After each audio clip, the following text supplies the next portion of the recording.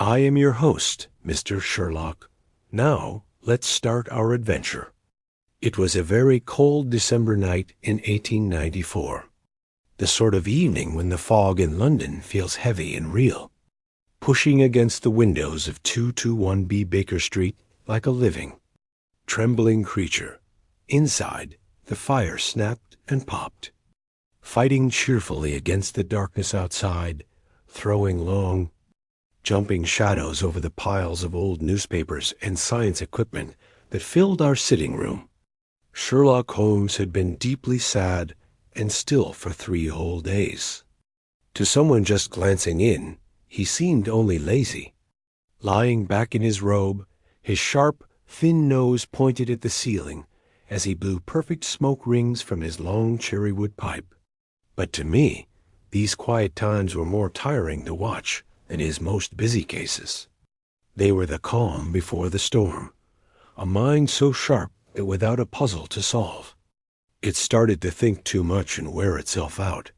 "I notice, Watson," he said suddenly, his voice cutting through the quiet without him even turning his head, "that you have changed your mind about putting money into that Turkish bath company." I jumped, almost dropping my copy of the British Medical Journal.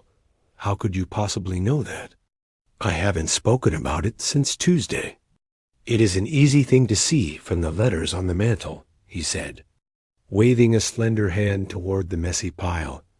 "You got a brochure 3 days ago. For 2 mornings you put it on top of your mail, which showed you were thinking about it. This morning, though, I saw you using the envelope to write down measurements for a new bookshelf. And then you put it at the very bottom of the pile, under a bill from your shoemaker. When a man uses a financial paper as scrap, he is clearly not interested in investing anymore." I chuckled, shaking my head. "Your small observations never stop amazing me." "Holmes, they are not small, Watson. They are the basic building blocks of life," he said sharply, though a tiny spark of humor shone in his gray eyes. But, sadly, knowing the letters is not helpful when there are no stories to read. London has become a city of boring good behavior. Even the criminals seem to have caught the holiday spirit. Where is the cleverness? Where is the flair? A sudden, panicked beating on our front door cut him off. It was not the polite knock of a gentleman, but the wild banging of someone in a great emergency. Holmes sat straight up, his tiredness disappearing like fog in sunshine. "A client, Watson, and one in a very big hurry. Judging by the speed of that pounding, soon after, Mrs. Hudson showed in a young man who looked neatly dressed but completely upset. He was about 30 years old, wearing a costly fur-trimmed coat that was undone and splashed with mud. His face was pale as ash, and his eyes were wide and staring, like a man who had seen something that did not make any sense in the world. "Mr. Holmes," he breathed, holding on to the back of a chair to keep steady. "My name is Julian Vane. I have come from Highgate. My father, Sir Alistair Vane, has been killed." Holmes leaned forward, his long fingers locked together. "Sir Alistair Vane, the clock hobbyist and supporter of the Royal Observatory. I know about his work on making pendulums swing together. Please, calm yourself, Mr. Vane. Have a seat and tell me why you have come to me instead of Scotland Yard. I have not avoided them." "Sir," Vane answered, sinking into the chair I gave him, "Inspector Gregson is at the house right now. But he is confused. We are all confused. The situation is, it cannot be explained. I find that word is often used for things that are just strange," Holmes said, his voice now clean and steady. "Tell us the facts exactly as they happened." Julian Vane took a trembling breath. "My father was a strange man, as you may know. His love for clocks made him build what he called the Sanctum of Silence in the west part of Vane Manor. It is a room made with 3 thick walls and heavy padded doors to make sure it is completely quiet, so he could work on his most fragile instruments. Last night he went into the sanctum at 10 o'clock, as he always did.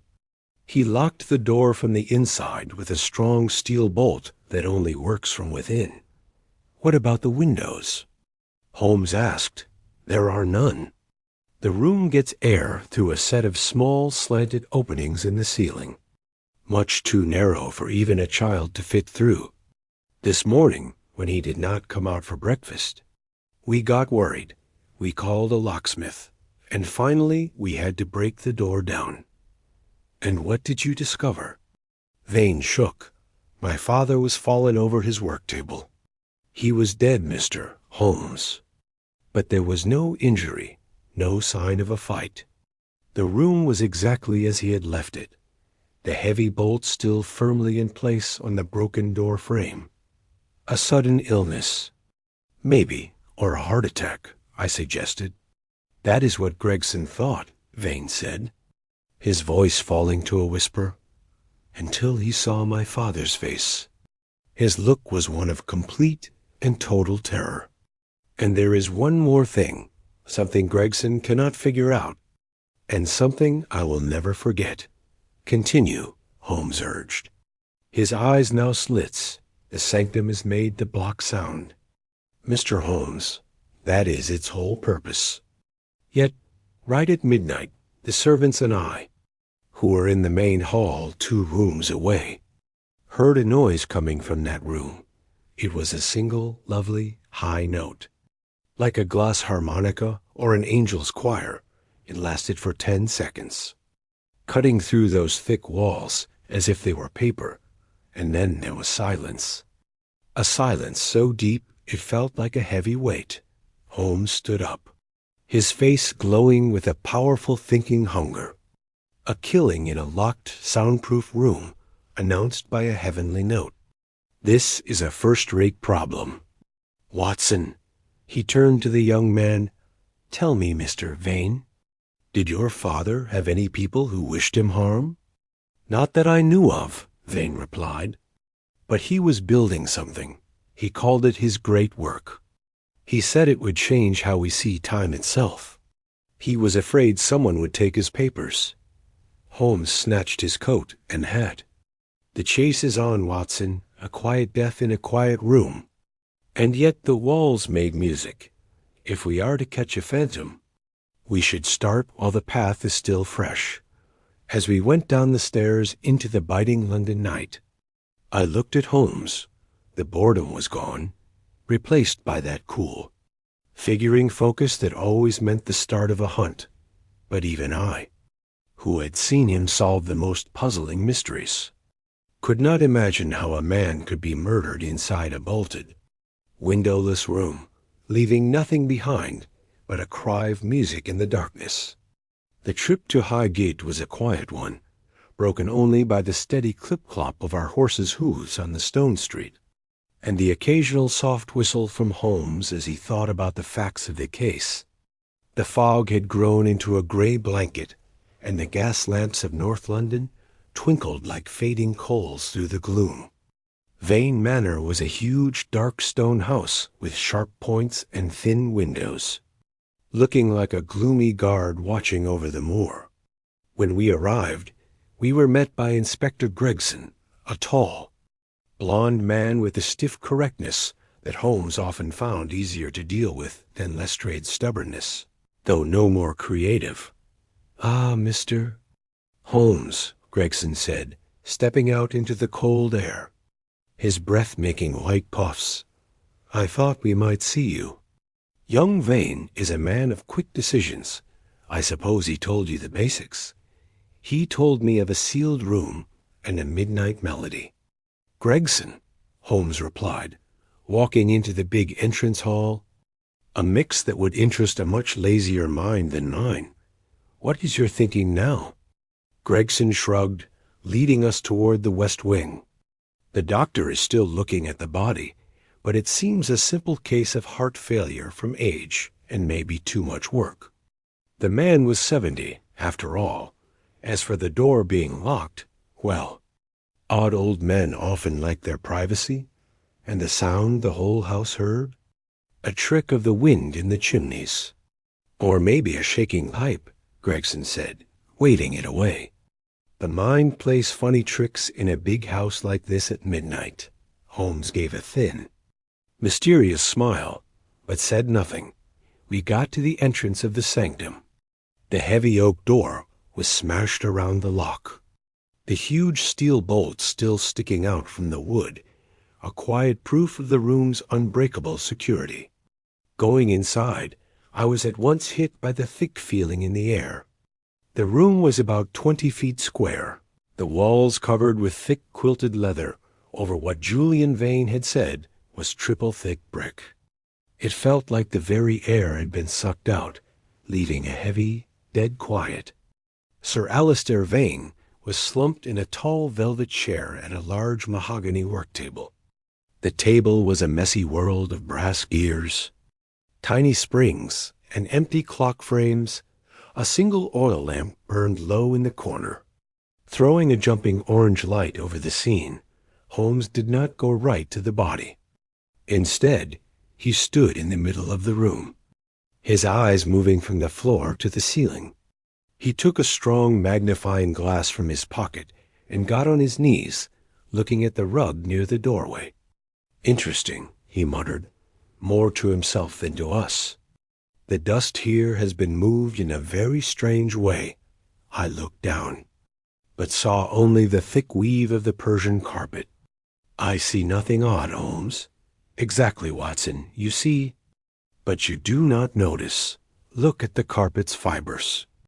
They have been flattened not by a foot, but by something wide and round. And here," he pointed to a tiny sparkle near the leg of the work table, "a small piece of clear glass, curved like part of a light bulb." He stood and moved to the ceiling, peering up at the air vents. They were complex, slanted wood strips made to let air in but keep sound out. "Gregson, have these vents been checked from the roof?" "My men looked, Mr. Holmes. They are barely 4 inches wide." "Not even a cat could get through?" Holmes nodded, his focus now on the dead man. Sir Alistair's face was truly a mask of fear.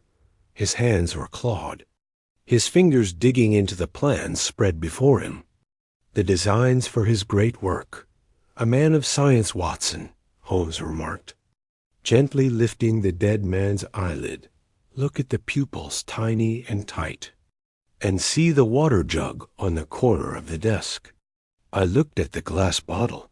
It was half full, the water perfectly still. "What about it?" "Notice the water line," Holmes said, his voice sharp with interest. "There is a faint ring of mark an inch above the current water level. This water was shaken hard very recently, and yet the work table shows no sign of being bumped." I felt more and more confused. Maybe he had a shake before he died. A shake that makes water jump an inch up the side of a jug, but leaves a delicate brass pendulum standing straight up 3 inches away? Holmes shook his head, his eyes shining.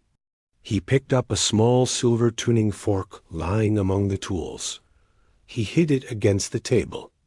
The note was clear and pure, but inside the padded room, it died almost at once. The sound heard at midnight was high and lasted 10 seconds. Holmes thought out loud, but this room is made to kill sound, to be heard in the main hall. That note must have been so loud it would have broken every ear inside these walls. Yet Sir Alistair's ears show no sign of bleeding. He turned to the work table. His long fingers hovered over the blueprints. Suddenly he stopped. He leaned down, smelling the paper. "Tobacco?" I asked, catching a faint smell. "No." "Watson, ozone, the sharp metal smell of a lightning storm." He stood up, his face set in a serious look. "Gregson, I want a list of everyone in this house family. Servants and any visitors from the last month, especially anyone with a background in science or building. And Watson, Watch that water jug. The answer to this puzzle is not in what we can see, but in what we can hear, or rather what we cannot. As we got ready to leave the room, Holmes paused by the broken door, his eyes fixed on the heavy steel bolt. He touched it lightly, then looked at his fingertips. A look of deep understanding crossed his face, but when I opened my mouth to ask, he held up a hand for quiet. "Not yet, Watson," he whispered. "The shadows are starting to form, but the light is not yet strong enough to show the face behind them." The next morning found Vane Manor washed in a cold, harsh light that did little to lift the gloom of the last night's sad event. Holmes had spent the early hours walking the property, his coat collar up against the wind, while I stayed in the library, trying to give some medical comfort to the upset household. It was in the library that Gregson called our first official meeting. The household included Julian Vane, Lady Beatrice Vane, the victim's much younger second wife, and a small, jumpy man named Dr. Victor Horton, who had worked as Sir Alister's science helper for the past 3 years. "I have spent the night checking the home arrangements," Gregson began, looking rather pleased with himself as he tapped a notebook. "And it seems that while the room was locked, the reasons for wanting Sir Alister gone were quite many. Lady Beatrice, I understand there was some argument about the property. Lady Beatrice, a woman of striking but icy beauty, did not move. My husband was a genius inspector, but he was also very stingy. He planned to put all our ready money into building a harmonic clock that he thought would change sea travel. Naturally, I was worried for our future." "And you, Mr. Vane?" Gregson turned to the son. "Your father's diaries mention a loud fight on Tuesday." Julian Vane went pale. "It was a private matter. He did not like my gambling debts. But I would never hurt him. He was my father." Holmes, who had come into the room silently and stood by the heavy velvet curtains, suddenly spoke. "And what of you, Dr. Horton? Your hands are shaking. Is it the cold, or is it the weight of the silver-plated regulator missing from the work table?" All eyes turned to the helper. Horton was a man of nervous jerks, his glasses thick enough to make his eyes look like watery balls. I don't know what you mean," Horton stammered. "I was in my room all night. I heard the sound, that awful music, and I stayed behind my locked door. I was scared. You are an expert in sound." "Are you not?" Holmes asked, stepping forward. His voice was soft, but it carried the force of a physical hit. "I saw your paper on the mantel in the study, the resonant frequency of crystal shapes. A very interesting subject. It deals exactly with how sound can control physical things." Gregson's ears practically lifted. "Sound? You mean like the sound we heard at midnight?" "Exactly, Gregson," Holmes said, his eyes locked on Horton. "Dr. Horton, tell me, why did Sir Alister let you go yesterday afternoon?" The footman heard the yelling. "Something about stealing ideas." Horton fell into a chair, his face the color of pale clay. "He was going to ruin me. He said the great work was all his own finding. But I did the math. I found the frequency. He was a brilliant clockmaker, yes, but he didn't understand the physics of the vibrations. Without me, his clock was just a pile of brass. He was going to fire me and take all the credit." "And so you decided to make sure he never took that credit?" Gregson asked, leaning in. "You knew the sanctum was soundproof. You knew how to make a sound that could—" "What, Mr. Holmes?" "Kill a man?" "Sound can certainly break glass," Holmes remarked, "and in the right conditions. It can cause a body to collapse. But there is the problem of the locked door." Gregson argued, even if Dr. Horton made a sound, he was outside the room. "But he has the technical knowledge, Gregson, and look at this." He pulled a small leather notebook from his pocket, found this hidden in the doctor's knitstand drawer. It's a detailed drawing of the sanctum's air system, with notes on the exact angles of the vents. The proof seemed very strong. Horton had the reason, the skill, and had clearly been watching the very room where the murder happened. Julian Vane looked at the helper with dawning horror, while Lady Beatrice simply turned her head away in dislike. "It's a lie!" Horton cried. "I was studying the vents because I wanted to see if the sound of the clocks could be carried to the rest of the house. I didn't kill him." "Inspector," Holmes said, his voice oddly separate, "I believe you have your man. At least in the eyes of the law. The indirect proof is indeed quite convincing." Gregson grinned, signaling 2 officers to step forward. "Dr. Victor Horton, I am arresting you on suspicion of the murder of Sir Alistair Vane." As the crying helper was led away, Gregson turned to Holmes. Another case finished in record time. "Ah, Holmes, I'll admit your hint about the sound was the final piece." Holmes didn't answer. He was staring at a small, fancy clock on the library mantel. I walked over to him as Gregson left to do the paperwork. "You don't seem pleased." "Holmes," I whispered, "the man had the reason and the ability. The vent drawings prove he was looking for a way into that room, even if only with sound." "It is too neat, Watson," Holmes replied, his eyes narrowing. "A man as scared as Horton does not keep guilty drawings in his knitstand drawer. He burns them. Also, did you notice Horton's shoes?" "His shoes?" "They were ordinary black Oxfords." "They were perfectly clean," Holmes said. "Yet the rug in the sanctum showed a round mark in the dust, and the ground outside is a swamp of mud. If Horton had been near that room, he would have left a trail. No, Watson. The inspector has found an easy target, but I fear he has not found the killer. There is a fault in the shape of this crime, a missing piece that Horton is too ordinary to have made up." He turned to me. His look serious. "The heavenly note was not a weapon, Watson. It was a leftover. We must go back to the sanctum. I have a sudden strong wish to look at the dead man's blueprints, and to see if I can find the rest of that broken glass bulb, the arrest of Doctor." Horton seemed to have pleased the official investigation, but as we walked back toward the sanctum of silence, Holmes's expression stayed as hard to read as a stone statue. Gregson had left for the local station to deal with the prisoner, leaving us with a short break to check the crime scene again. The house was scarily quiet. The servants had gone back to their rooms, and the heavy curtains of the west wing softened the howling wind from the Highgate moors. "You are unusually quiet, even for a man in the middle of a case," I remarked as Holmes unlocked the heavy outer door of the wing. "I am listening, Watson," he replied softly. "Not to the sounds of the house, but to the quiet of the room.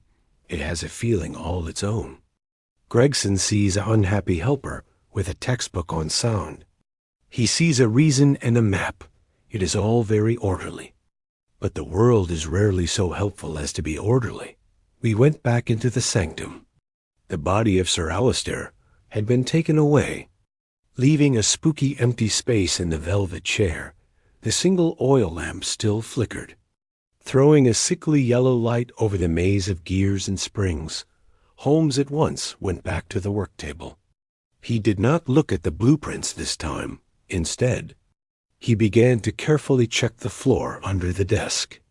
He moved with a cat-like smoothness, his magnifying glass inches from the carpet. "Aha," he said, his voice loud in the dead air. He took out a pair of tweezers and held up a tiny dark thing. "Another glass piece?" I asked, leaning in. "No, Watson, this is natural.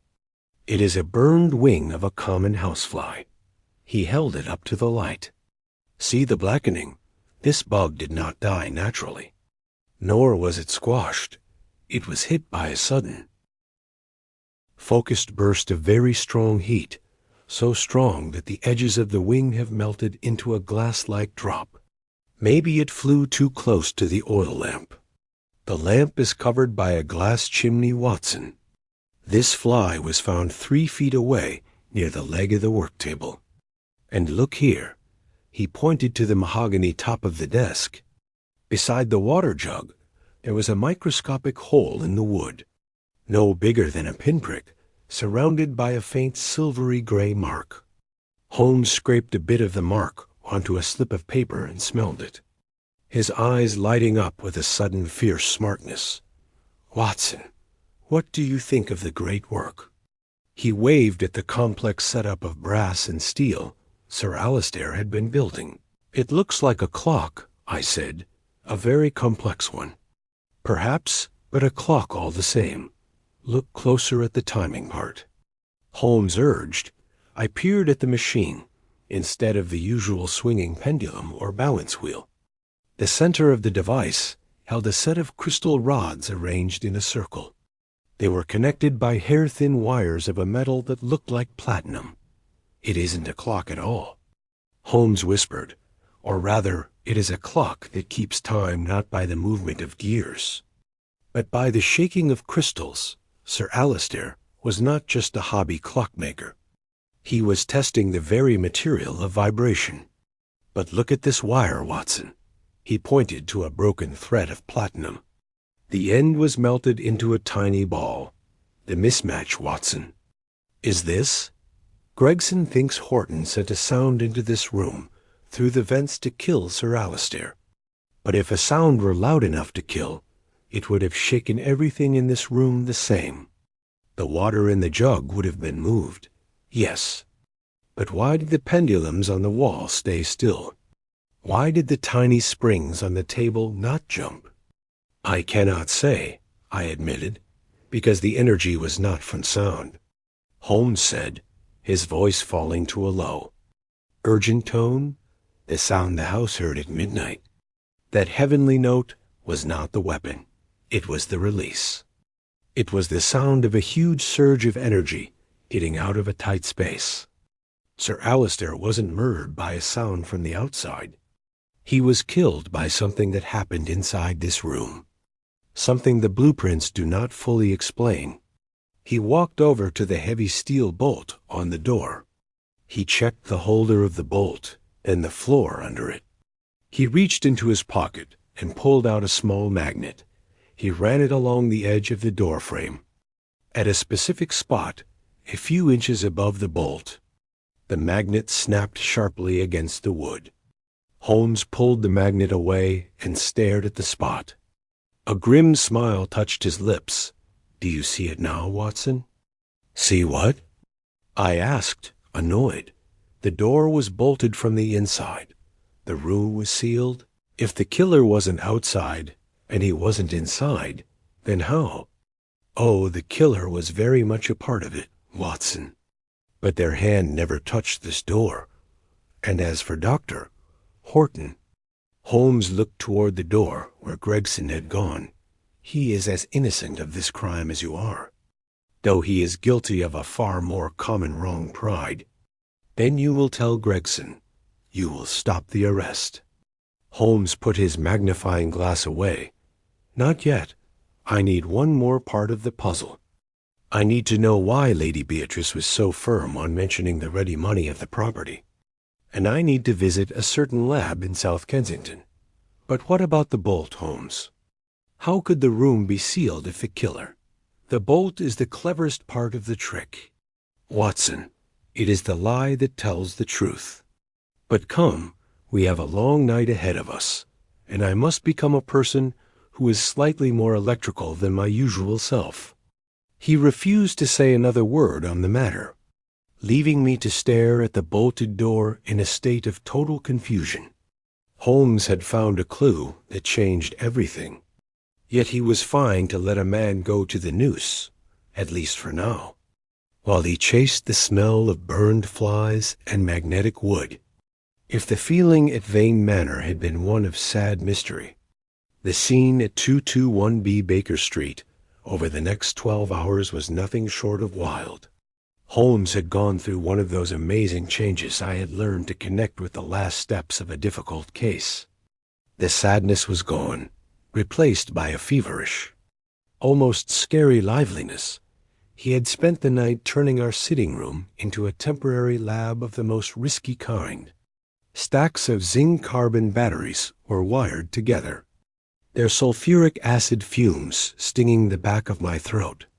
Loops of copper wire twisted across the Persian rug, and a big induction coil hummed with a threatening low throbbing. "Holmes, surely this is too much," I cried, jumping away from a sparking wire as I tried to bring him a cup of tea. "The man is in jail. Gregson is happy. Why must you turn our home into a lightning god's workshop?"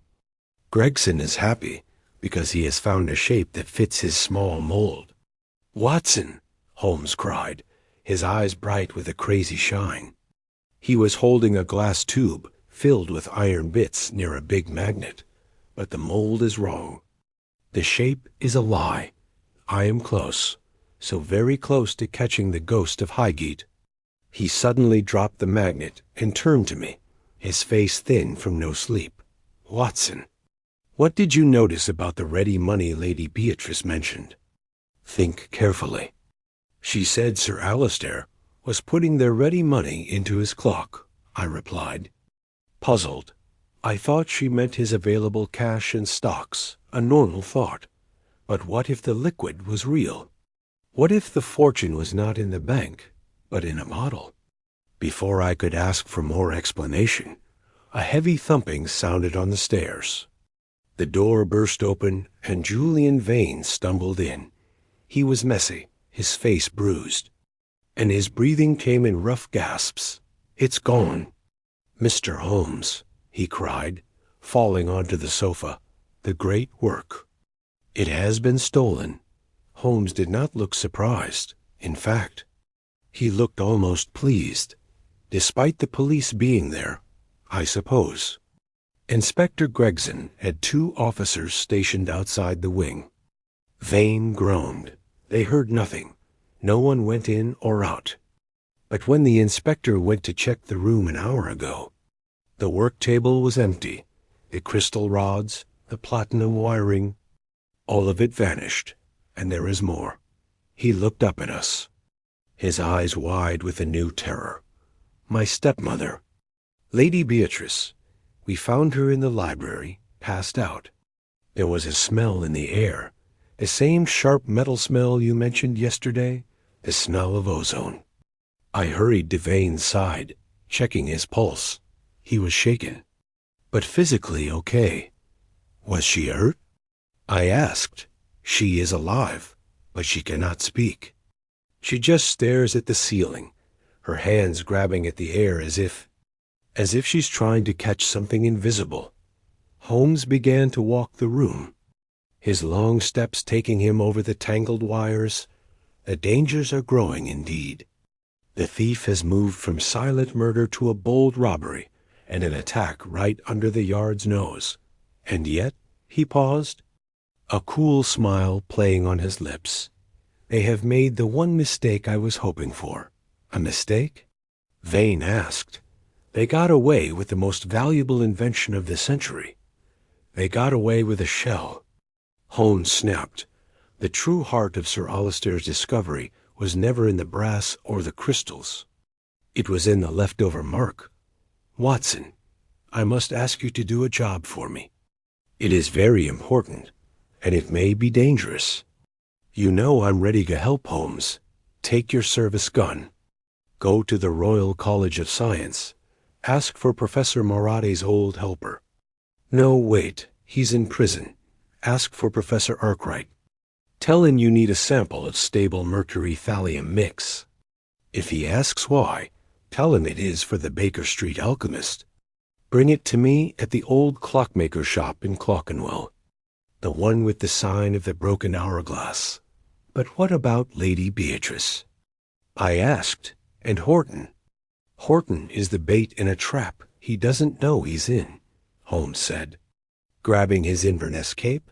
and Lady Beatrice is a victim of her own curiosity. Move, Watson. Time is the one thing we cannot make. And the clock is striking a very dangerous hour. As I rushed out the door, I looked back to see Holmes hunched over his induction coil once more. His shadow stretched long and twisted against the wall. He was no longer the clean investigator I knew. He looked like a man taken over by a picture of the impossible. The investigation had moved past the walls of a locked room into a world of science and shadow where I could not follow. I had my orders, but as I stepped into the biting cold of the London morning, a feeling of deep worry settled over me. Holmes was playing a game with a master whose reasons were still hidden in the fog. And for the first time in our long friendship, I feared that the logic of Sherlock Holmes might not be enough to save us from the quiet that followed the music. Clerkenwell was a maze of soot-stained alleys and narrow apartments, an area where the air always smelled of machine oil and coal smoke. It was the old heart of London's watchmaking trade, and the broken hourglass was hidden in its most shadow-filled corner. The shop's window was a graveyard of rusty gears and dirty clock faces, and as I stepped through the door, the noise of 100 mismatched tickings met me like a fever dream. I held the heavy lead-lined container holding the mercury thallium mix, a thing Professor Arkwright had handed over with a look of deep doubt. "Is the owner here?" I called out, my hand automatically resting on the handle of the gun in my overcoat pocket. "A moment." "A moment," wheezed a voice from the back. A very old man came out from behind a curtain of hanging pendulum weights. He was terribly hunched, with a mess of greasy white hair and skin like yellowed paper. One of his eyes was hidden by a thick jeweler's lens, while the other squinted at me with a watery, suspicious greed. "I have the material," I said, feeling a rush of disgust.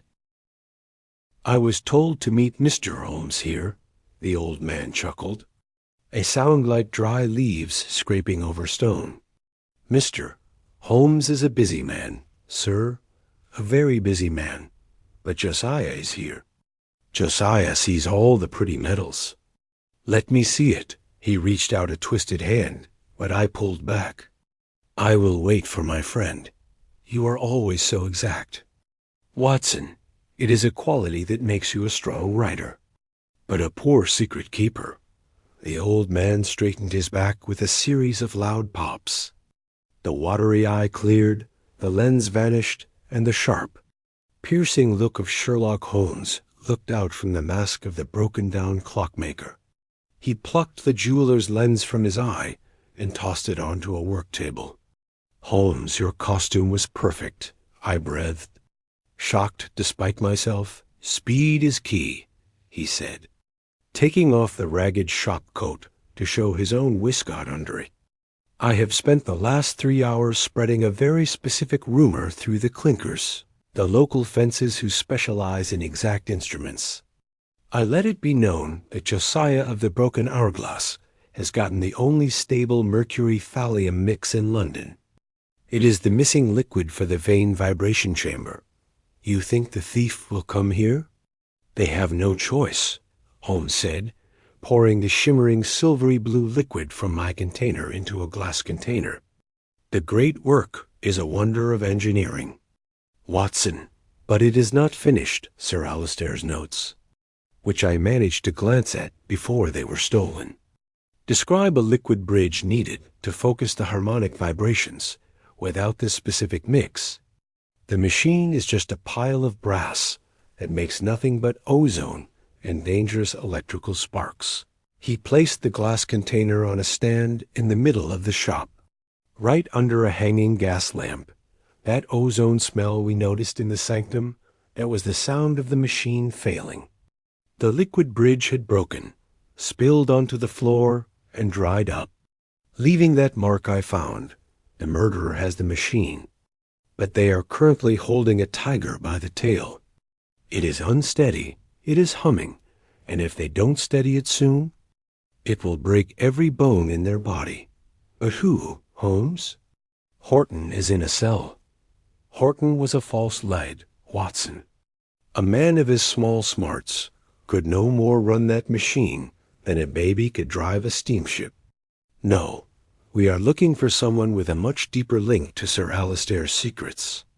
Someone who knew that the liquid fortune wasn't money, but this very mix. He suddenly froze, his head tilting to the side. The bell, he whispered. A faint ring sounded from the front of the shop. Holmes waved for me to move back into the shadows of the rear alcove. He pulled the ragged shop coat back on, slumped his shoulders, and returned to his role of Josiah the clockmaker. A person came into the shop. They were covered in a heavy travel cloak, the hood pulled low. But as they stepped into the light of the gas lamp, I saw the glint of a silver-headed cane.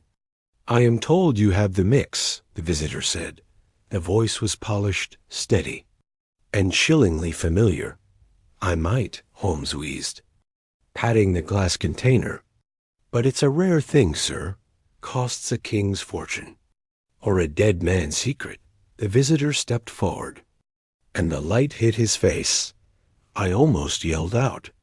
It was Julian Vane, but the panicked, grieving son I had seen in Baker Street was gone. In his place stood a man of cold, hunting intensity. "My father was a fool," Julian said, his voice empty of feeling. "He wanted to give this discovery to the world. He wanted to change navigation. He didn't understand that power is only valuable when it is held by a few. Now give me the container." "And the girl?" Holmes asked, his voice still disguised. "Lady Beatrice, you had to silence her when she found you in the sanctum. She was a minor problem," Julian snapped. "The machine reacted when I tried to move it. A surge of energy. It stunned her. A shame, but needed. Now the mix. I have a carriage waiting." "I'm afraid the carriage will have to wait for the Black Museum," Holmes said. He stood up straight, his voice ringing out with its natural commanding tone. "The game is finished, Mr. Vane, or should I say? The clock has finally stopped." Julian Vane jumped back, his hand flying to his coat pocket. "Holmes, Watson, now!" Holmes shouted. I jumped from the shadows, my gun aimed at Vane's chest, but Julian was quicker than he looked. He didn't pull a gun. Instead, he grabbed a small metal ball from his pocket and threw it against the floor. A blinding flash of blue light filled the shop.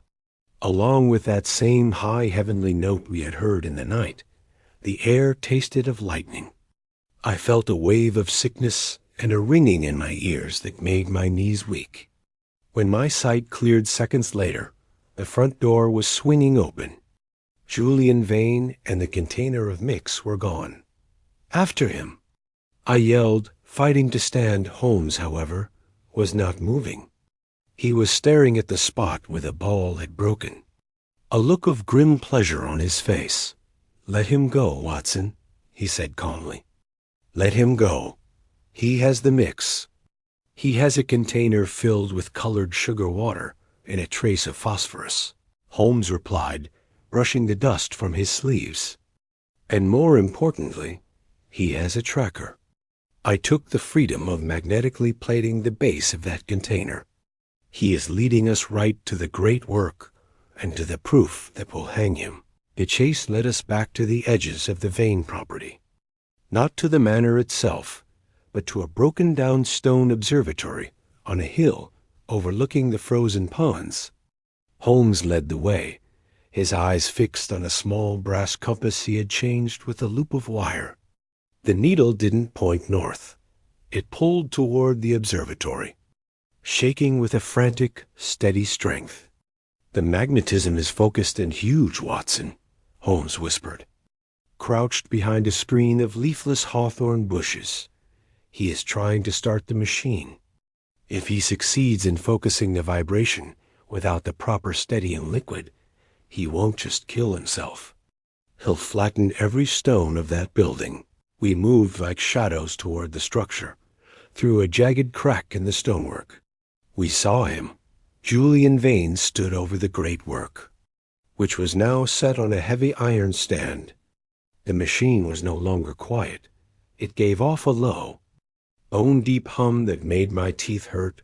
The crystal rods were glowing with a pale, steady violet light. "The mix, you old fool!" Julian shouted, though there was no one but the machine to hear him. He held up the container Holmes had given him, his face twisted with greed. "With this, the harmonic focus point will be perfect a weapon that strikes through walls, leaving no mark, no bullet, no trace, except for the smell of ozone." "Julian?" Holmes's voice rang out as he stepped through the doorway, his gun steady in his hand, and the burned wings of flies that happened to fly into the focus path. Julian spun around, his eyes wild. He went to pour the mix into the machine's intake valve. "I wouldn't," Holmes warned, "unless you want to see how phosphorus and sugar water react to a high-frequency sound field." "I suspect the result would be explosive." Julian froze, the container shaking in his hand. "How? How did you know?" "It was the shape of the quiet," Holmes said, his voice dropping into that clean, separate tone he used when taking apart a crime.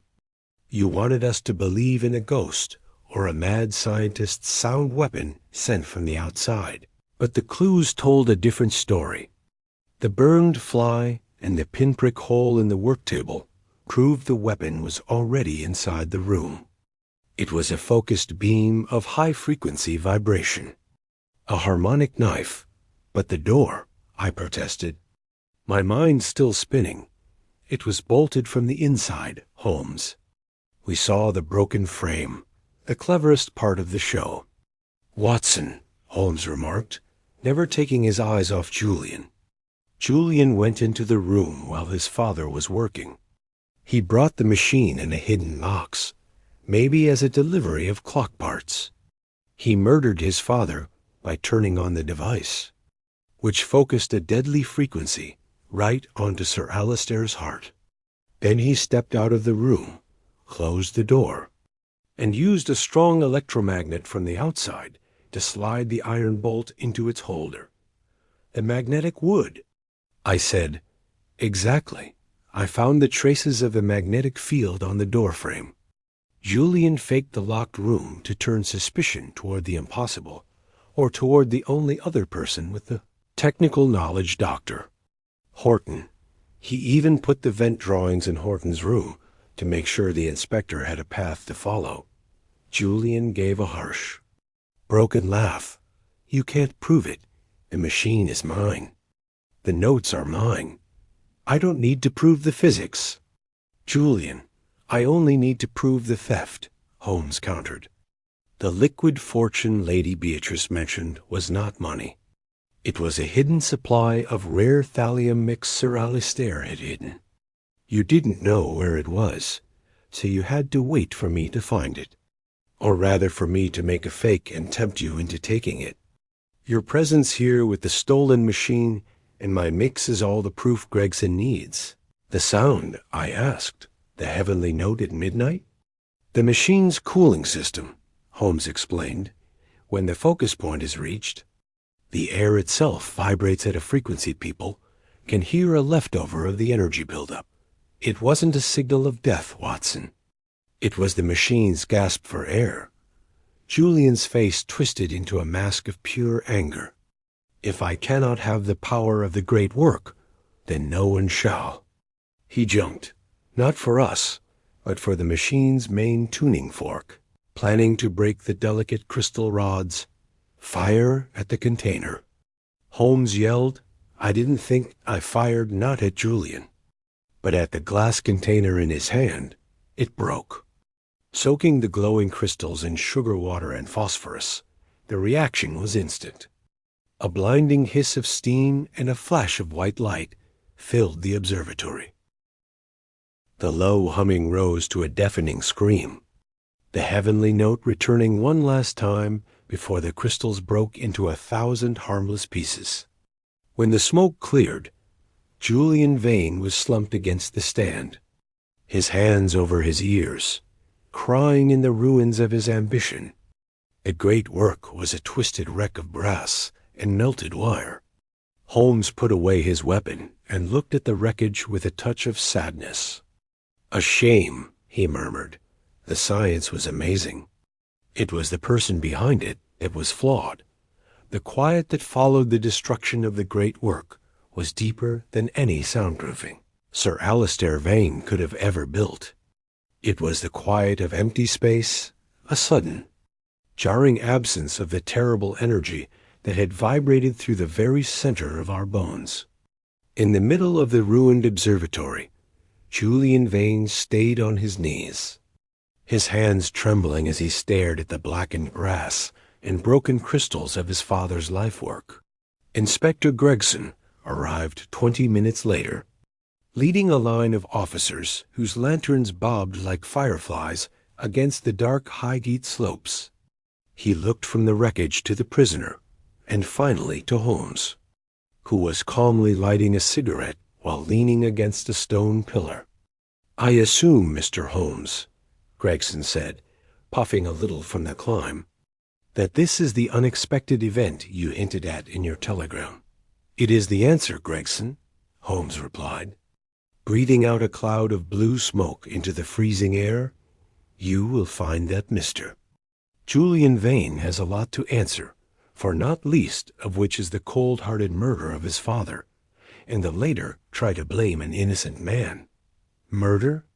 Gregson looked at Julian, who offered no fight as the handcuffs were snapped onto his wrists. "But the room." "Holmes, the bolt." The bolt was moved by a strong electromagnet from the hall.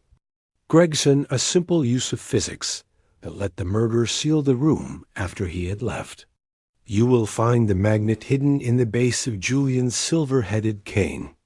As for the murder weapon, it lies in pieces at your feet. It was a device that used harmonic vibration to stop a human heart from a distance. A silent, invisible, and completely frightening tool of killing. As the officers led Julian away, the young man stopped briefly in front of Holmes. The mask of the grieving son had completely vanished, replaced by a cold, empty stare. "You haven't saved anything, Holmes," Julian whispered, his voice like the grinding of rusty metal. "The blueprints are in my mind. The world is not ready for quiet. But I would have given it peace. The peace of the grave is not a gift." "Mr. Vane," Holmes replied coldly, "it is a theft. We returned to Vane Manor to find a household in change." Dr. Victor Horton had been let out of jail and sat in the library.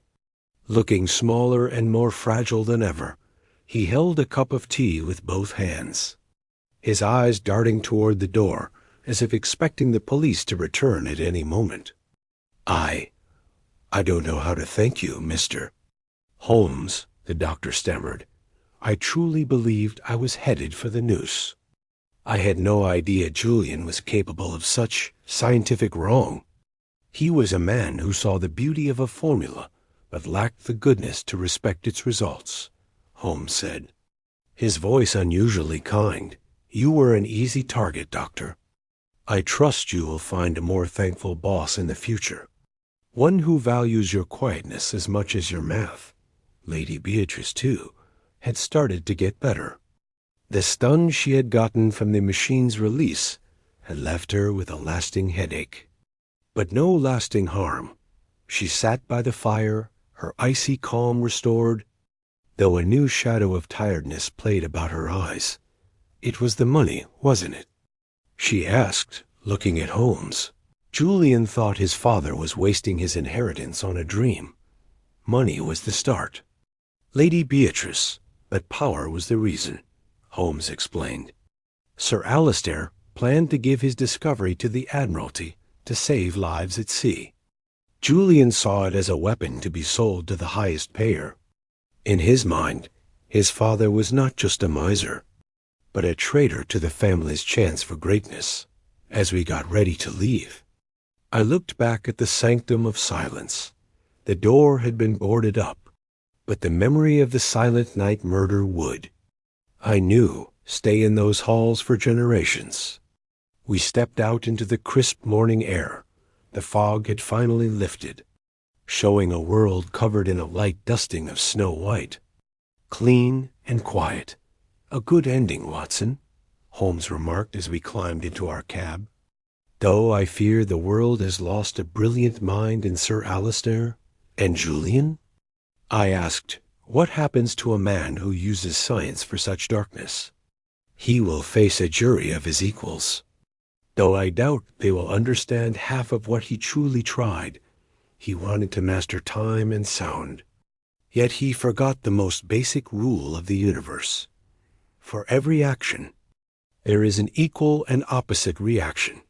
He struck at his father, and the vibration of that hit has broken his own life. Holmes sank back into the cushions of the carriage.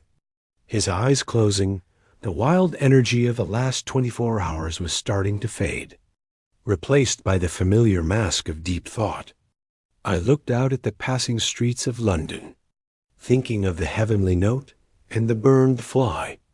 It was a reminder that even in our modern age of steam and steel, there were depths of human evil that no light of science could ever fully light up.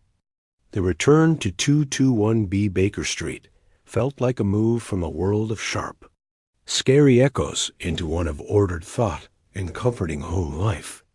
The biting Highgate wind was replaced by the familiar smell of Holmes's strong tobacco and the faint, sharp sting of the chemicals he had left heating on the mantel.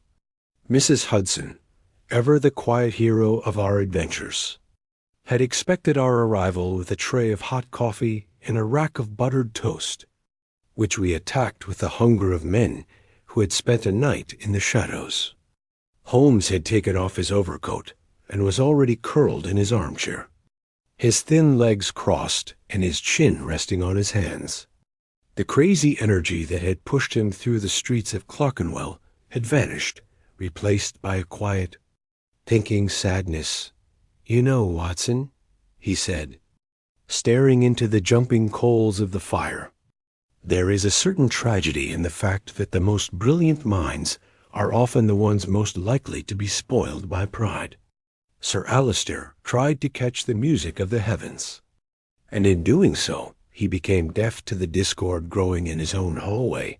"It was a masterfully hidden discord," I replied, leaning back and enjoying the warmth, even now as I think about it. The workings of the crime seem like something from a dream.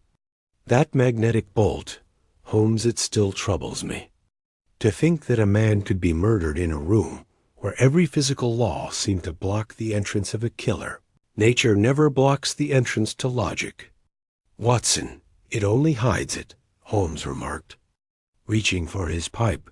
The bolt was iron, a magnetic material. The door was oak, a non-magnetic block. Once you accept that the bolt could be moved without a human hand, the impossibility of the locked room disappears. Julian's genius was not in the murder itself, but in his understanding of how the human mind pulls back from the unexplainable. He gave us a miracle to distract us from a simple mechanical trick. "And the heavenly note?" I asked.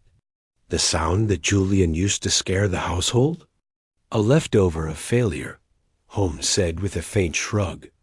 "The machine was made to focus vibration into a silent, deadly point. But because the mix bridge had broken, the energy leaked into the surrounding air. It was the sound of a lovely invention screaming as it was being turned into a weapon. There is a moral there, I suppose, if one is inclined toward the preaching of the Sunday papers." I smiled. "I think I shall stick to the facts for my story, Holmes. Though I must admit I found your Josiah character quite believable. I truly thought I was dealing with a wreck from the Clerkenwell slums." Holmes chuckled. "A rare and real sound. A bit of grease paint and a stoop go a long way, Watson.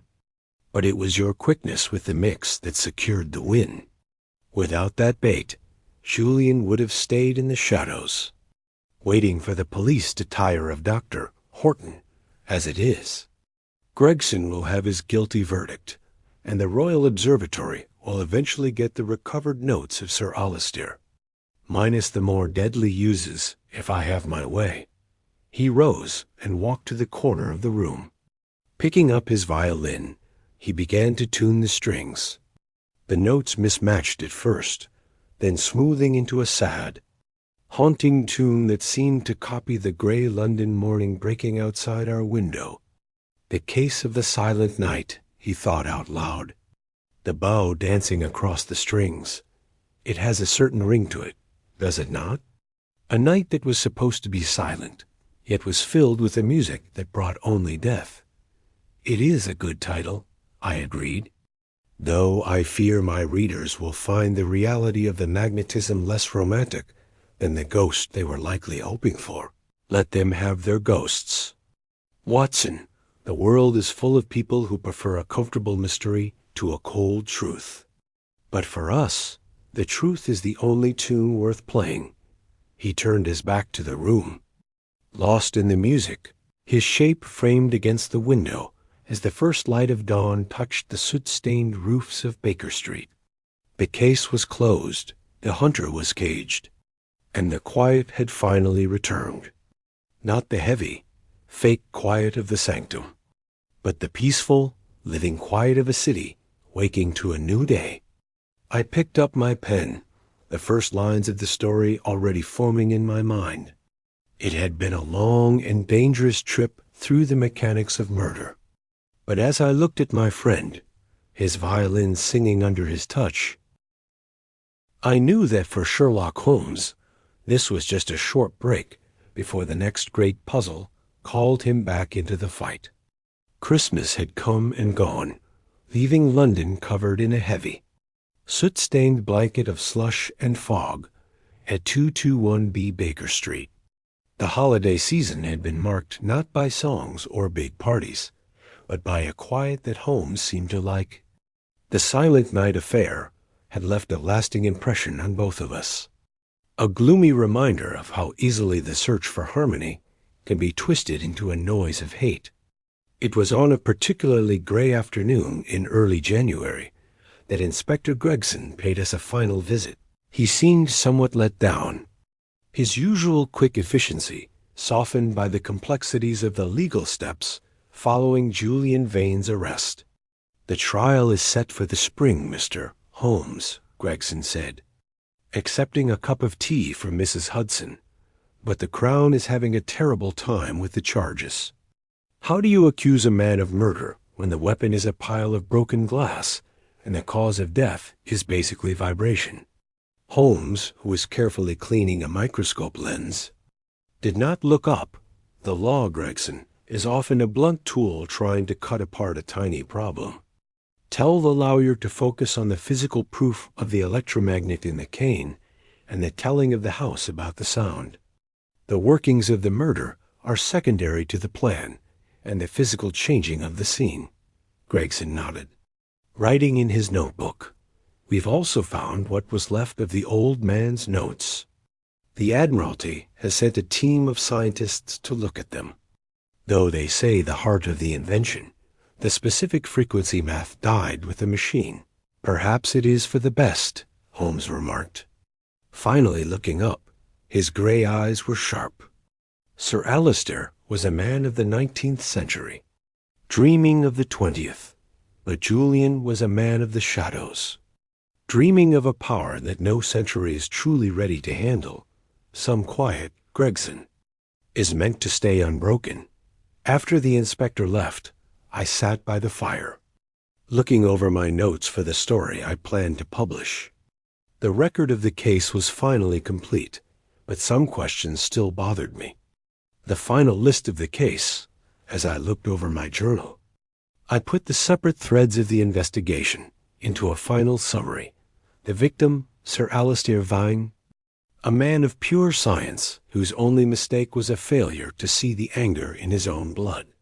The weapon, an ultra-high frequency resonator, a device that focused sound waves into a frequency able to disrupt the electrical signals of the human heart.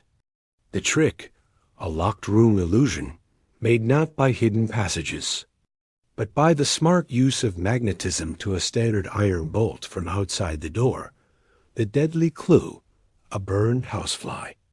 A tiny witness to a huge surge of energy that left no other trace. The reason, a mix of money greed and a crazy wish to turn a discovery meant for the saving of sailors into a weapon. "You seem thoughtful, Watson," Holmes observed, putting away his cleaning kit. "I was thinking of Julian Vane," I admitted. "A man with such a mind to throw it all away for a dream of power. It seems a terrible waste." "Waste is the sign of the criminal mind," Holmes said. "Walking the room, they have the energy to create. Yet they choose the path of destruction because it offers a faster, though fake, sense of control. Julian Vane did not want to understand the universe. He wanted to command it, and the universe, as we have seen, has a way of stating its own balance." He walked to the window, looking out at the crowds of people rushing through the cold London streets. "We live in an age of change, Watson.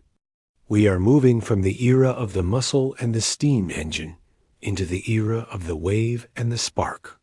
This case was just a signal of things to come, a world where the most dangerous weapons will be the ones we cannot see, and the most unbreakable walls will be the ones we build in our own minds. And what of your part in it?" I asked, looking at my friend with the admiration I could never quite hide.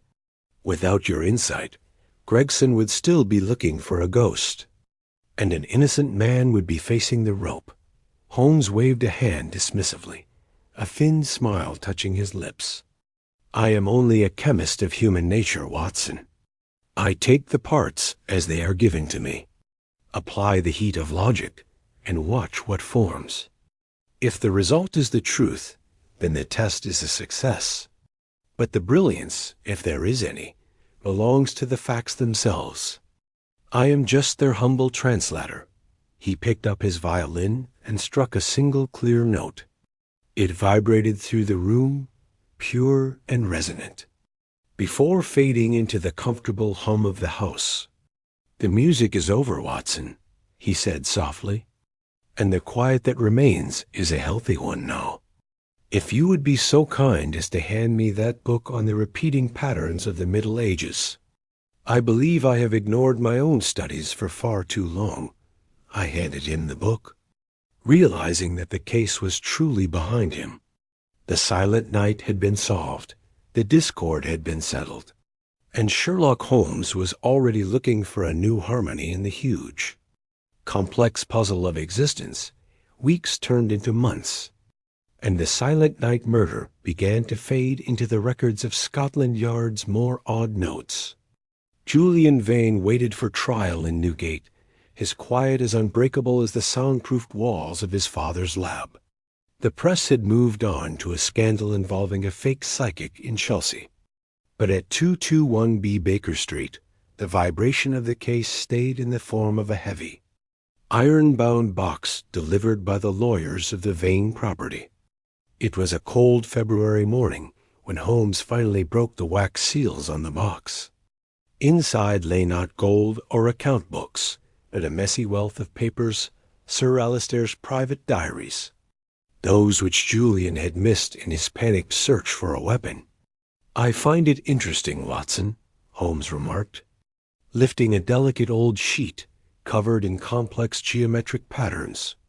The son looked for the great work, believing it to be a machine of power. He never realized that for his father, the work was not the machine, but the math of peace.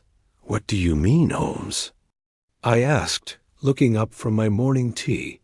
"Sir Alistair was not trying to stop hearts," Holmes said, his eyes scanning a series of equations. "He was trying to make things work together. Look at these notes on the focus point of the vibration. He believed that if a room could be perfectly tuned to a certain frequency, it would cause a state of deep brain calm. He called it the harmonic sanctuary. He wasn't building a safe for clocks. He was building a cradle for the human mind, This news made the tragedy seem even darker. The device Julian had turned into a deadly resonator was, in its original plan, meant to be a gift to the tired, a scientific comfort for the frantic beat of the modern world. "It is the classic flip," Holmes continued, his voice tinged with a rare note of regret. "The same energy that can break a glass can also be used to hold a note." Julian saw the breaking and ignored the song. It reminds one that the rightness of a discovery lies not in the physics, but in the hand that turns the dial. We were interrupted by a visitor, though this one did not beat upon the door with the panic of a client. It was Dr. Victor Horton. He looked changed. The nervous jerk in his eye had vanished, replaced by a quiet, steady resolve. He had been made the lead organizer of the new clock wing at the British Museum, given the job of listing Sir Alistair's less argument-causing inventions. "I came to thank you one last time, Mr. Holmes," Horton said, his voice firm, "and to tell you that we have found the liquid bridge, the real mix." Sir Alistair had knit inside the pendulum of the Great Hall clock. It wasn't mercury thallium at all. It was a stable gallium-based compound that he had perfected in secret. "A master of hiding things to the end," Holmes murmured with a nod of approval. "We are using it to finish his last project," Horton added. "Not the weapon, of course, but the clock of the long now. It is a timepiece made to chime only once every century, a reminder to London that time is a river, not a race. We would be honored if you and Dr. Watson would come to the first winding." Holmes smiled. A thin, real expression. "I think, Dr. Horton, that I should like to hear a clock that is not in a rush. It would be a nice change from the frantic ticking of our current age." When Horton left, the room fell into a comfortable quiet.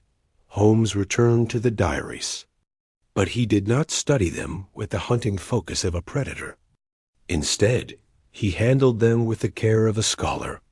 "You see, Watson," he said after a long pause, "the true mystery was never the locked room. It was the human heart. It is the only safe that can truly never be opened, and the only machine that defies every law of logic. We can measure its beat, we can map its vibration, but we can never truly guess when it will turn toward the light or toward the shadow." He stood up and walked to his chemical table, but instead of reaching for his bottles, he picked up a small silver tuning fork. The one he had kept from Vane Manor. He hit it softly against the wood. The note was high, pure, and lasted for a long, shimmering moment before fading into the stillness of Baker Street. "The music has its place, Watson, but the quiet is where the truth waits for us to find it." I watched him as he stood there, a man of cool logic who had just spent the morning thinking about the soul of a dead clockmaker. I realized then that the case of the Silent Night hadn't just been a puzzle for Sherlock Holmes. It had been a mirror. In the reflection of Julian's hate and Sir Alistair's vision, Holmes had seen a glimpse of the very thing he often tried to ignore, the fragile, beautiful, and frightening complexity of being human. The spring of 1895 arrived with a suddenness that caught London unprepared, replacing the biting winds of Highgate with a gentle, rain-washed warmth that brought the first green shoots from the window boxes of Baker Street. The trial of Julian Vane had ended only days before. It had been a gloomy, shocking event that filled the front pages of every newspaper from the Times to the Gazette. The prosecution, guided by the unnamed suggestions provided by a certain consulting detective, had focused heavily on the physical proof, the magnetic cane, the broken crystals, and the telling of the house. The jury had been kept apart for less than an hour before giving a verdict of guilty for the murder of Sir Alistair Vane. The judge, in his final speech, had described the crime as a twisting of the intellect that chills the very core of a civilized society. Julian Vane had listened to his death sentence with the same empty, chilling separation he had shown in the ruined observatory, his mind seemingly already living in a silent world of its own making. A satisfying ending, Holmes? I asked one afternoon, looking up from the British Medical Journal. Holmes was seated by the window, his long, thin fingers tapping a steady beat upon the arm of his chair. He had spent the morning listing his collection of rare poisons, but his mind was clearly somewhere else. In the eyes of the law, Watson, yes, he replied, his gaze fixed on the street below. The killer is accounted for, and the innocent are restored. But in the eyes of science, it is a tragedy. A man of Sir Alistair's level appears, but once a generation to have his life put out by the very curiosity he encouraged in his son. It is a mismatched note that even the most logical mind finds hard to fix. He turned away from the window, his eyes brightening with that familiar hunting spark. However, the world moves on, and it seems the people of this city have a limitless ability for creating new puzzles. Tell me, Watson, what do you make of this? He reached into the pocket of his robe and brought out a heavy, soot-stained envelope. It was sealed not with wax, but with a thick, dark stuff that looked remarkably like dried tar. It came by messenger while you were at your practice, Holmes said, handing it to me. The boy said the sender was a man with eyes like a hawk and hands like a coal miner. A curious description, wouldn't you say? I broke the seal with a pocket knife. Inside lay a single burned page from what seemed to be an old shipping log. The paper was blackened and brittle, the edges curled by heat, but the writing on it was still readable and precise. Fancy script that listed names, dates, and a series of mysterious map points. It looks like a list of some kind, I remarked, squinting at the faded ink. But look at the dates, Holmes. These are from 1870, and this name the Morning Star. Surely that is just chance. In London, Watson, there are no chances-only links we have not yet charted, Holmes said, his voice dropping into that low, urgent tone that always signaled the start of a hunt. The Morning Star was a merchant ship that disappeared off the coast of Sumatra 25 years ago. It was carrying a load of industrial diamonds, and if stories are true, a secret agreement meant for the Governor-General. And why send a page of its log to you now? And why in this condition? Holmes stood up, his tiredness vanishing as he moved toward his chemical table. He held the burned paper over a spirit lamp, watching how the heat affected the ink. Because, my dear Watson, the paper is not burned by fire, he whispered, his eyes narrowing. It has been treated with potassium ferrocyanide to give it the look of age and damage. It is a fake, a deliberate, carefully made forgery. But the map points written in the margin, those are new. They were added within the last 48 hours. A challenge, I suggested. Or a warning, Holmes replied. He looked at me, a wolf-like grin playing on his thin lips. The silent night was a study in physics and family tragedy. Watson, but this has the smell of an old ghost reaching out from the sea. It seems the case of the blackened ledger is about to begin. He grabbed his deerstalker and his heavy walking stick, his movements filled with a renewed electric liveliness. The chase is on, Watson. The fog may have lifted from Hayet, but it is thickening once more in the docks of East London. Shall we see if we can find the man with the coal miner's hands? I set down my medical journal and followed him toward the stairs. The memory of the Vane tragedy remained, a gloomy echo in the back of my mind. But as we stepped out into the crisp spring air of Baker Street, the thrill of the unknown took hold once more. Sherlock Holmes was right. The music of existence never truly stops. It only changes its key, and as long as there were shadows in London, I would be there to write down the light that he cast upon them.